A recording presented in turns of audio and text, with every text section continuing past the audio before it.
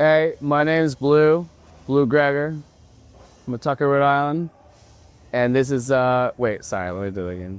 It's, this is Bella Amity. Bella and I'm with Bella Amity, is that what I say? Yeah, that's all right, cool.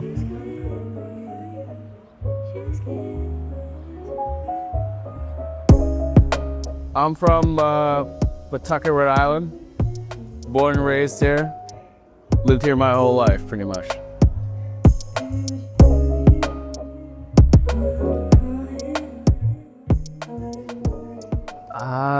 I had parents that always supported art, that always like supported around me. I had an aunt who was a painter in Chicago, so there was always like this art facilitation around our family, kind of.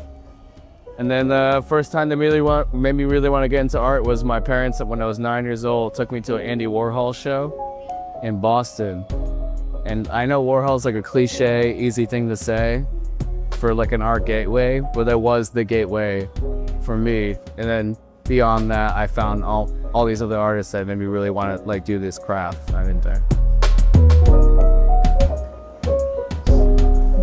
And I like right now is a little bit more complicated than it used to be, but I think the best kind of art comes out of life when it is complicated, especially when the state of the world is hard and the future is uncertain. That's when the best art comes out of it. You can see that trend in 90s grunge culture. You can see that trend in Vietnam War in the late 60s, late 70s. Art always is a response to what's happening in the world around you. So I think there's gonna be some really cool shit that comes out. I mean, that's just how the world works. It's how people work. It's how the youth work, really. Yeah.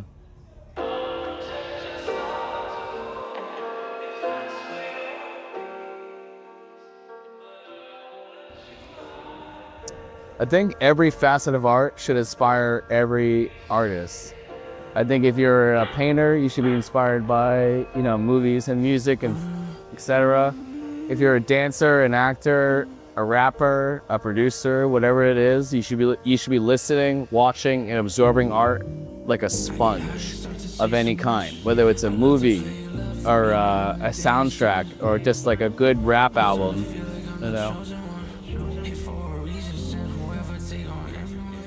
I think that's what inspires everything. I think artists tend to only like let themselves get inspired by art in their certain genre or the certain subgenres that they partake in.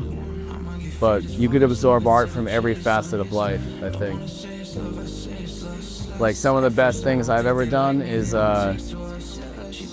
putting a movie on mute, playing my favorite playlist, and then just painting to that, and then seeing what kind of goes with that. I think you gotta be open to new things. I don't think you can be an artist and be closed off to other art forms. Despite if you don't think it's boring, whatever, like watch an old black and white horror movie from the 50s. Watch something like that. Like get yourself involved. Like if that's, listen to a Stan Getz jazz album from the 50s.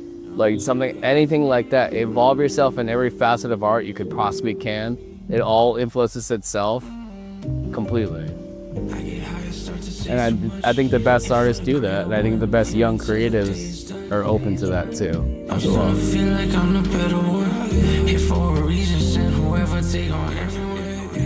Don't get so focused on clout. Like clout, it does mean something. Its optics does mean everything in terms of whatever it is in our field you are. But if you don't have the love of the game or love of the craft, what are you doing here? What are you doing in this space? What are you doing? What's the point of making art in general if it's not for yourself, your peers, and the audience you have? I think people get too focused on being famous and being clout chasing and all sort of stuff, and it kind of like ruins. I think it actually hinders your artwork if that's what you focus on. Personally, you gotta love the craft and also love yourself too. It really comes out to, because you are the artist, and you can't love your craft if you don't love yourself.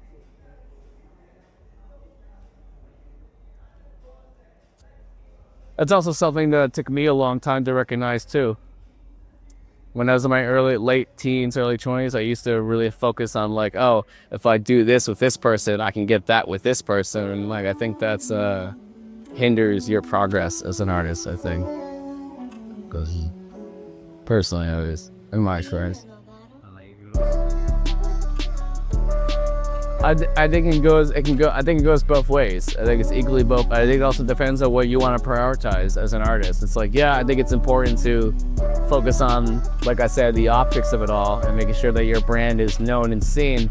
But at the end of the day, like, your brand means nothing if there's no soul behind it. And you just regurgitate. If you're regurgitating the same shit that you see online, you're not gonna get anywhere, bro. You need to do shit that comes from the soul, like from you, and not just from you, from your friends. Like, hang out with people that are like-minded and share the same belief in creativity and what art can be.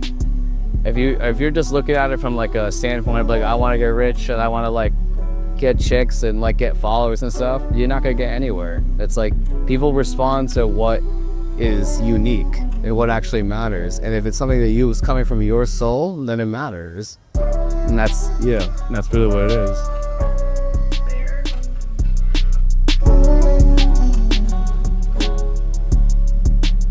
I did what I love to do. I did what I make. I've always loved art. I've always loved music. So I hung out with friends that did art and did music, and we collectively built each other up. You have to learn from your peers. And you know, one of the greatest quotes that I've ever like taken as an artist was, the best art is always stolen. And by that, it doesn't mean rip off of somebody else. It means that take what you like, whatever aspect it is. It could be like a soundtrack from a movie, a shot of this. It could be like a guitar riff from a 90s grunge song. It could be anything. Take what you like and Frankenstein it together. And that's what I mean by all art is stolen. Make what you can based off of your influences, and don't be afraid to acknowledge your influences in general. Your influences build who you are, and all artists came from somewhere. Every single artist you ever know, all the ones everyone looks up to, got their shit from somewhere. So don't be afraid to, you know, let that influence who you are, and that's okay. And don't just copy what the trends are and stuff, because trends are trends for a reason. It don't last. You know, they're like temporary in their time period, but it's not. Do something that is so unique to you that it becomes timeless. And that's what your goal as an artist is to do. Make timeless work that can constantly feed and influence the next generation upon generation upon generation. You don't ever want to like, you know, succumb to the idea that's like, well, this is the sound that's popping, so I should be doing this sound. It's like, no, dude, are you joking? Like, branch out of that. Do whatever the fuck you want, man. Because I promise you, people respond to that unique level of creativism versus you regurgitating the bullshit that's been done before or by your peers around you. And on that note, surround yourself with peers who are so like-minded. Like, if you got a friend who like doesn't give a fuck shit and is like dismissing your craft, you know, keep that friend on the backside. Surround yourself with people who support your art, who are willing to engage with it. Also, be open to collaboration of any kind, whatever it is. You could have a film friend, a dance friend, an acting friend. Be open to all of that, because that shit will open your like heart and soul to the branches of what it means to be a real fucking artist. I think kids forget that sometimes. I think internet culture and social media culture makes kids think that they have to copy trends, and that's not what it is. Do your own thing. What you love, put it out there, and it's good. People are gonna respond to it. Yeah, that's all it is. We appreciate you guys coming out.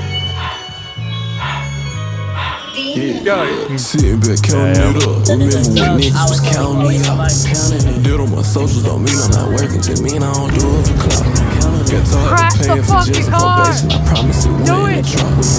I was the one got us out of the streets. I'm the one had to figure it out. Money make a bitch get crazy. Money make a nigga get lazy.